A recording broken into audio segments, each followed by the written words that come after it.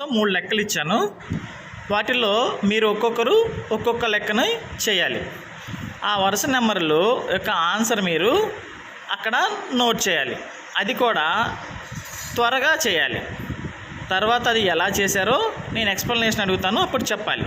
మీలో ఒకరిని మాత్రమే ఎక్స్ప్లెనేషన్ అడుగుతా. ఓకేనా? Okay, ready.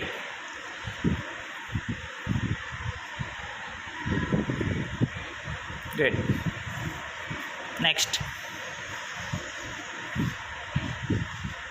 గుడ్.